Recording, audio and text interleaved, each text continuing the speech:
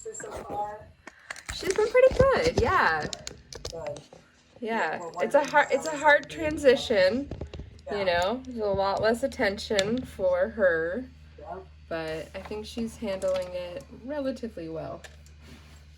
So. Ready to help with poopy diapers yet? Yeah, no. We're dealing with our own accidents on that side. So, okay, so let me just refresh my memory of things that we want to talk about problem-wise. Okay, do you guys want me to go through a simple gas law? Are you guys comfortable with those? We're all right? I think we're okay. Professor, before you get started, there was a question in the chat, and I just wanted to kind of confirm it myself. Yeah. For the final, you said to go back and look at the past exams. Should we be doing both quizzes and exams, or do you think more like just focus on those past exams? I would say the exams mostly, but the quizzes are also going to be helpful. Yeah. Yeah. Okay. I mean, they're not super different, but I would say the scope of the material mostly exams, right? Okay. Cool. Thank you. Yeah. Mm-hmm. Okay, so let's do an example of a two-state problem, right? You guys into that?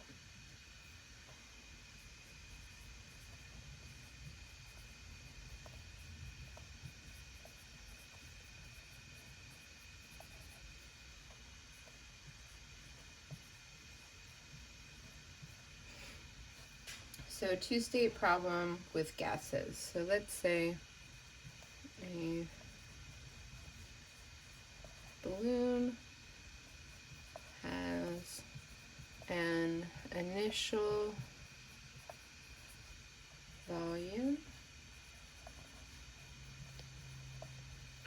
of, let's see, 300 milliliters at, oh sorry, I'll use words, at 25 degrees Celsius. What is the volume at -5 degrees Celsius?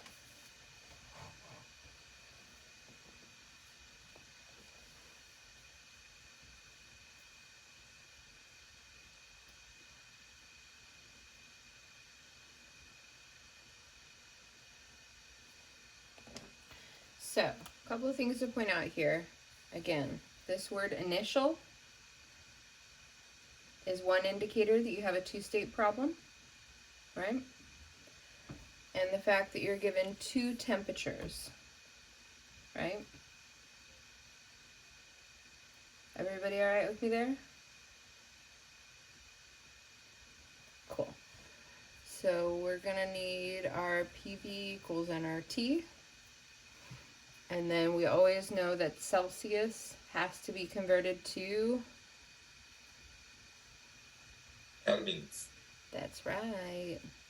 So Kelvin will be equal to Celsius plus 273, right?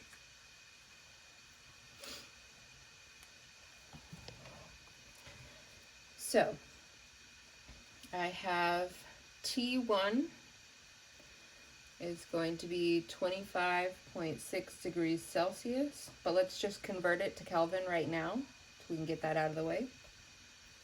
So 25.6 plus 273, what does that give us? 325.6.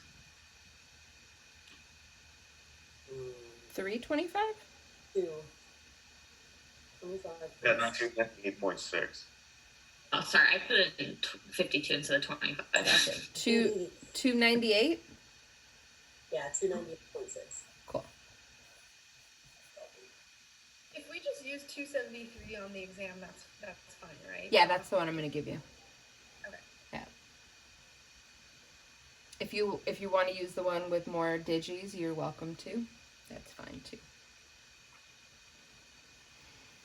And I have the initial volume at that temperature, right?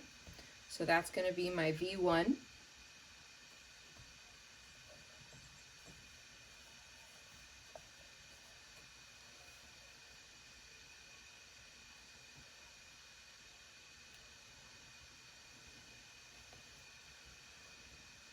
I'm not given V2, that's what I'm looking for. How about T2? -5 degrees Celsius, and then do the Kelvin.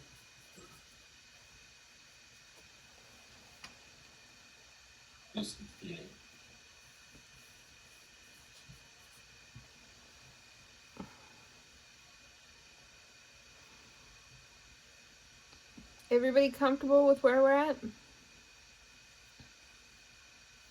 Yes. Cool. So now I think this is the part where students usually get a little tripped up, which is now we need to find the equation. So what are my variables here? And what is constant? Temperature and volume. So this guy and this guy are changing, right? So I need those two to be on the same side of the equation. You with me? Sadie? Maybe. So I know that T and V are the only variables that are changing here, right? Cool. So I want all the variables on one side and all the constants on the other side, right? So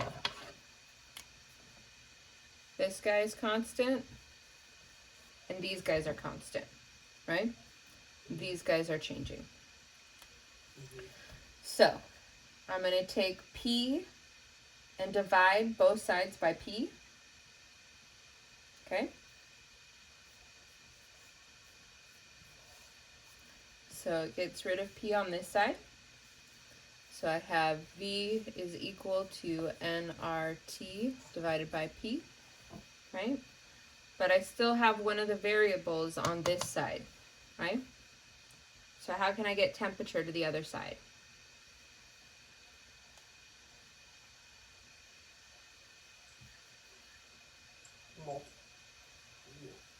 Divide. Okay. Everybody with me? Why did I divide by T? You can cancel it out on one side and get it on the other. Exactly, because I want it to cancel over here, right? So now I have my variables and my constants.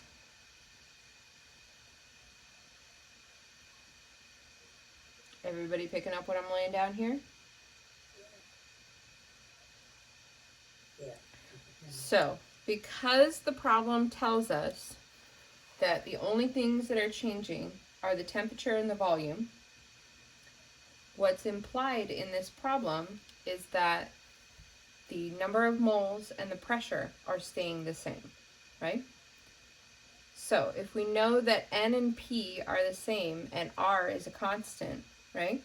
Then whatever V1, T1, our ratio is, will be equal to V2, T2.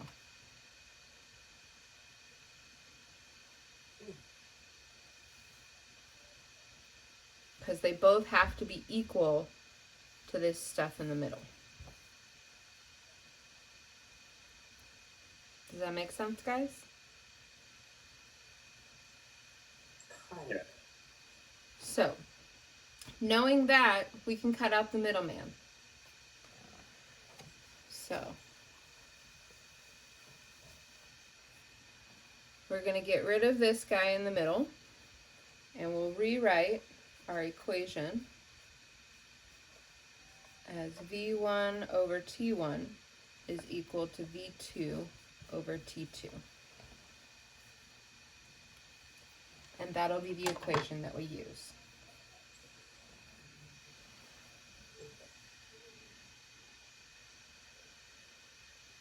This is what you were talking about earlier when you said we're not going to use the ratio very often, but in this particular problem, we will. Is that what you were saying earlier? Not sure. I missed the part there. I'm not sure I understand your question. I'm sorry, Sarah. Anybody else? That's right.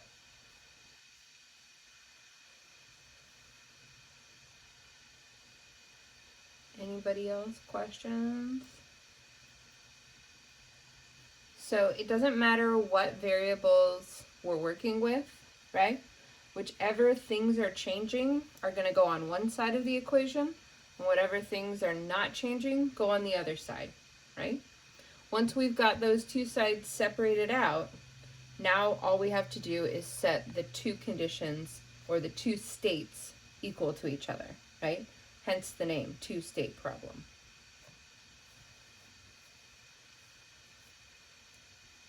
Sadie, questions? No, I think I just need to see you do the whole thing, and it'll probably make more sense. Because everything on the solutions lab made, well, I don't know. I'm just tired, I think. And I get that. I totally get that. So I think once you get to here, that's pretty easy, right? Hopefully. What are you looking for? T2? Yeah, your second. V2. V2, right? Volume. So this is the one that we're looking for.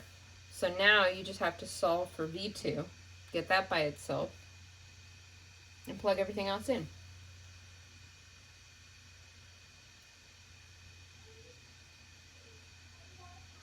Jason, you cool with me? Yeah? Cool. Alright, so you ready? Should we do it? Yeah, now that you just laid it out like that, it made more sense to me about that we're looking for V2, and we have all the other numbers. Mm-hmm. Yeah, so if I want to get V2 by itself, right? How do I get T2 off of this side? Don't you have to multiply it? Yeah, exactly. Yeah. So I multiply T2 times both sides, right? Cancels over here. So now I have V2 is equal to T2 V1 divided by T1.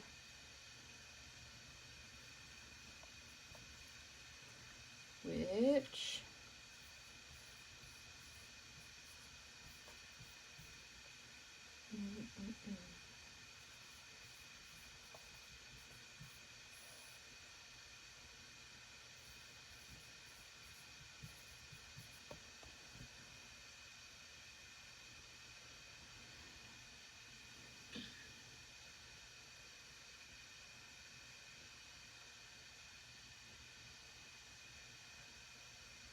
Sadie, what's up?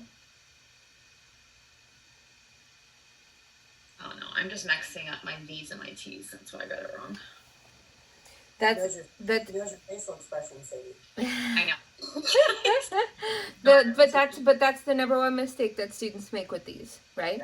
Is especially when you have those inverse relationships, right? V divided by T, it's really easy to accidentally switch them around, right? Mm-hmm. So that's why I do it this way, where I solve for the variable before I put numbers in, because otherwise I'm going to mess up those numbers somehow, right? At least for me, as soon as I put numbers into this equation, it gets harder. That's just me. If you are less comfortable with the variables and you want to put numbers in first and then do the algebra, totally okay. Equally a good way of solving the problem, right? Personally, I just think this is less to write and there's less opportunity for me to F up all of these numbers, right? So, but either way would work just fine.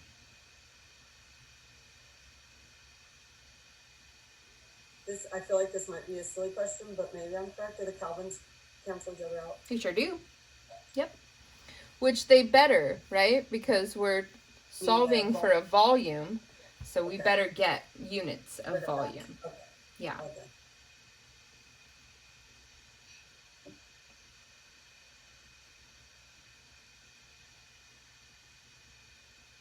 So what do we get?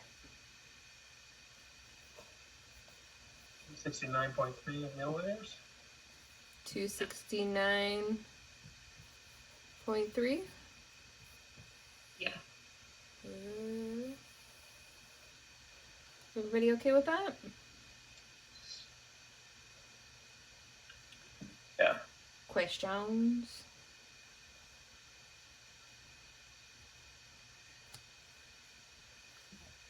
Cool.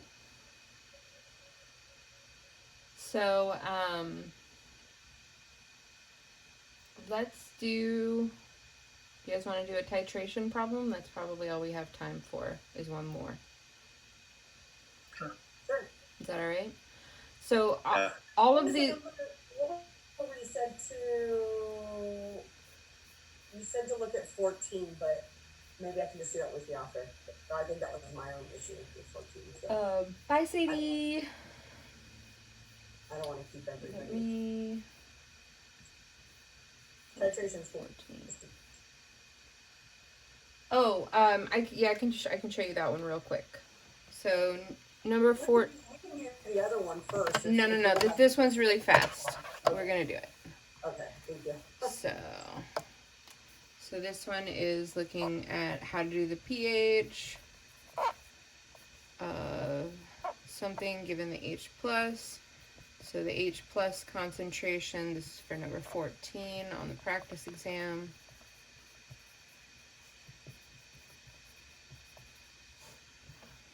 Is 1.22 times 10 to the negative 2 molar. Right, so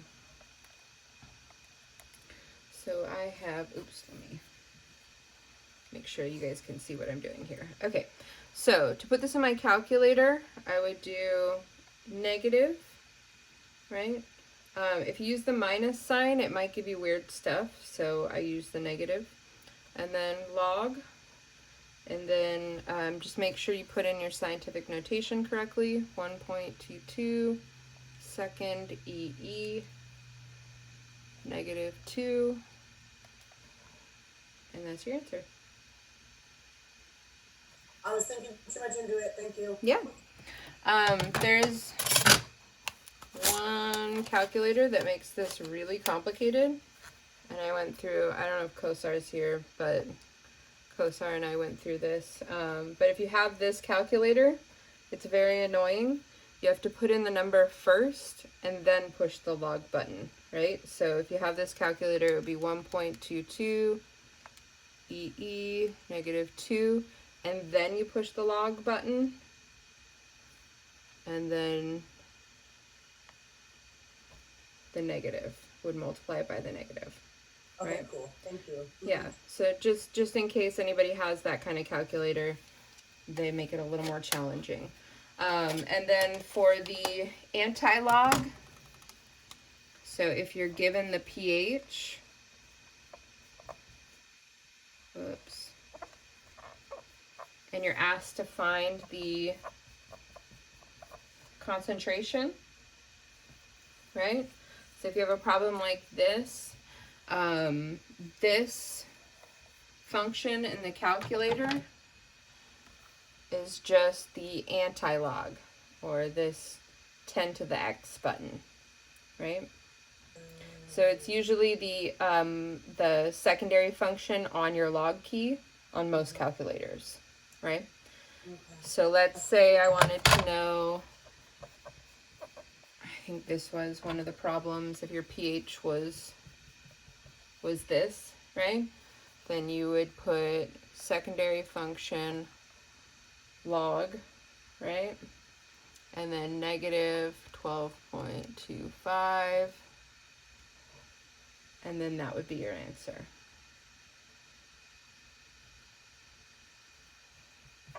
Cool. Thank you for that. Mm-hmm. 0.62 times 10 to the negative 13.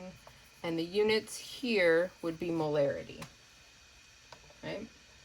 pH is unitless.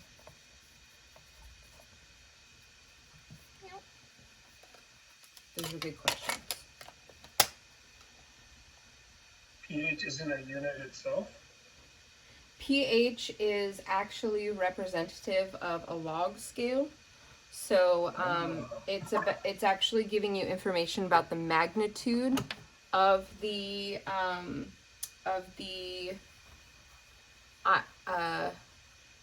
hydronium concentration. Oh my god, that was really hard, you guys. So for example, the pH being 12 here, right? It's no coincidence that this number is pretty close to 12, right? Because the pH is literally telling you about what the exponent of 10 is here, right? So for this problem, we were looking for the pH, and we got 1.91, right? Pretty dang close to -2, right? Again, we have this negative function out front. And that's what makes it negative. Is everybody picking up what I'm laying down here? So, for example, if we were to look at the pH of a solution that was 1 times 10 to the negative 5 molar, I can tell you without doing this problem that the pH would be 5. Because this coefficient is 1, this guy comes directly out here. But I'll prove it to you so you don't have to believe my words.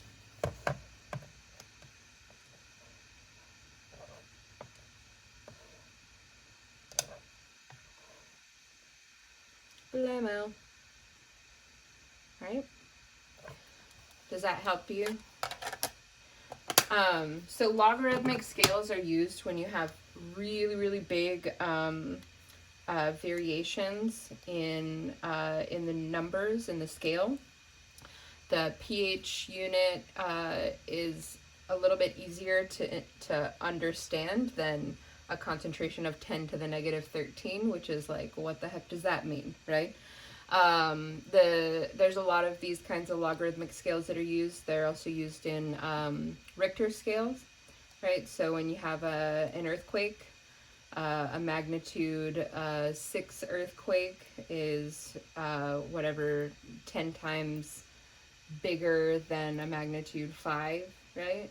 So that's how logarithmic scales work. Basically, when you're dealing with these powers of 10, it can be really confusing to like intellectualize how that change is working. So this kind of simplifies it a little bit, but it also takes some of the meaning out of it. So in that respect, I think understanding this part is really helpful to understanding what a logarithmic scale means, right? So That good. makes so much sense. Yeah. I was like confused before. Totally. That's honestly, that's a really good point because I think understanding logarithmic scales is super important to understanding why do we do this, right? What's the point of doing a pH 5? Well, a pH 5 or a pH 7 or a pH 1 is much easier to understand than H plus concentration of times 10 to the negative 1, right? I don't have any intuition for whether or not that's acidic or basic, right? Or I do, but you probably don't, right? Does that make sense? So that's why we use these kinds of scales. It just simplifies the process. It's funny, I studied math in college and I was never explained even just like how applicable it is like that. Yeah, like totally. That was one of the things that was really frustrating for me. I don't know about you guys, but I took algebra like a million billion times. I say that like I'm being sarcastic, but I literally took algebra 5 times. And it was mainly because I was like, I don't know what the you want me to do with all of this information? Like, this is such useless garbage information. And then I took chemistry and I was like, oh, this is why we do all of that dumb stuff. I'm really application driven. So for me, I was like, this is the only time that math made sense to me. And it was such an aha moment that I was like, oh my God, why isn't it taught like this? Why don't we give math in context? And I still am a pretty like strong proponent of that, but don't tell my math colleagues that. but yeah, I'm like, I understand pedagogy, whatever, but all the, what do you call them, proofs that they do in math are utterly useless to me. I get it. They're whatever. I don't care. Just tell me why I can use this thing and why it matters. That's all I care about. So. Well, like you said, if it makes sense to you and you want to learn it, if you understand why. Well, and I think it has to do with where you put that information too, right? I mean, like I don't know about you, but I've never been like, oh, this is a really intuitive way to think about a logarithm. I have no intuition for why or when or how a logarithm would be used until I saw this, and then I was like, oh, this makes perfect sense, right? You do a lot of stuff with logarithms and graphing too.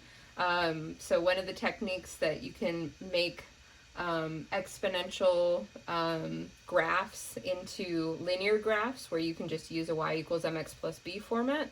That's often something that we do, is use a logarithm in your scale to make things transform into a linear format. So yeah, so there are actually a lot of practical applications, but the abstract is basically useless. So anyways, that's our math lesson for the day. so yeah. Cool. Well, I'm going to leave it here because I gotta go relieve my husband from duty. So I'm sorry we didn't get to go through more problems, but I feel like most of the problems that are there, you guys have had similar problems in past assignments. And you have the answer key, right? Is the answer key worked through? It shows how to solve them. Okay, cool. Yeah, so you guys have that, and then if you have questions, you can definitely ask me and put them into Discord. But just to re-emphasize and bring it home, as Chris was asking earlier, the level of question on the practice exam is definitely reflective of what you would expect to see on the exam 3, right? The main differences, the main takeaways are that exam 3 for you guys is going to definitely have a two-state problem, which we just talked about. And we'll also have some tie and nye, right? So those are the two topics that weren't on the practice exam, but that you'll definitely see on your exam, right? Okay. And you said the tie and nye is going to be like, which one is it of these? Right, it's going to be a simplified version. Yeah, it's going to be multiple choice. Same with the nomenclature. So I think there was some nomenclature in the acid-base lab. There was a little bit, I think, on here, but basically any nomenclature that I give you is going to be multiple choice. So it would be like, okay, which of these is the chemical formula for hydrochloric acid, right? So even if you don't really understand the naming conventions right now, hopefully you can still piece those together, right? Okay. So, and if I have any of those problems, they would be very minor in terms of points, right? So. Is this the last lecture leading up to, or until? This is our last live Zoom.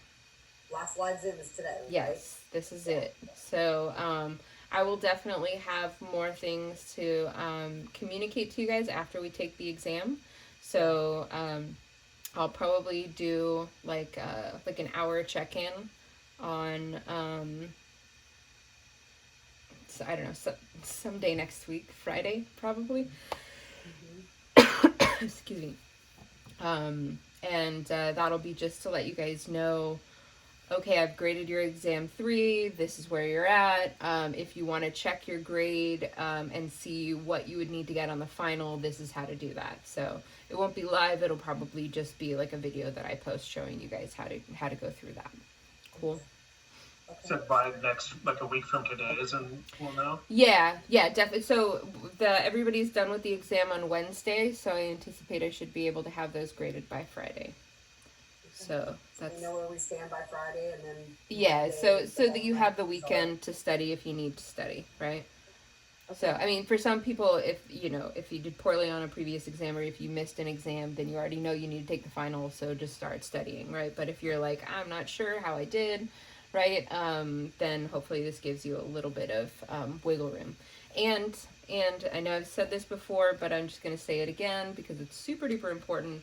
The final exam is on a Monday, right? The final exam for everyone is on a Monday. So if you can't take it then, you need to talk to me ASAP, right? Because the only other time to take that would be earlier. There is no later. Got it. Coolsies? Got it. Any last ditch questions? I have one more question. Yeah, what's up, Nikki? Only I just feel like I get anxiety when I'm timed, and when I look at a word problem, my brain just flatlines. Yeah. I don't know if you already told this before, but how do we recognize a question that we're going to need some work to do before we do the Pervner equation? How do we recognize those? Oh, so we went through that earlier. I don't know if you were here at the beginning of the session. No, but I wasn't. Yeah. Okay, so I'll just look at your video. So the video from earlier will have that information. We went through that in detail. Yeah. Okay. Thank you. Yeah, no problem, Nikki. Any other questions? Thank you so much, Professor. Yeah, awesome sauce, guys. Yay, congratulations. You did it. You made it. This is it. We're almost done. So I'm very, very proud of you guys, and thank you so much for all of your patience and your hard work. And I'm so proud of you, and you're gonna kill it. Everybody. Yeah. Good luck. All right, guys. Thank you, Professor. Yeah, absolutely. Have a good one, you guys. Sad to say goodbye.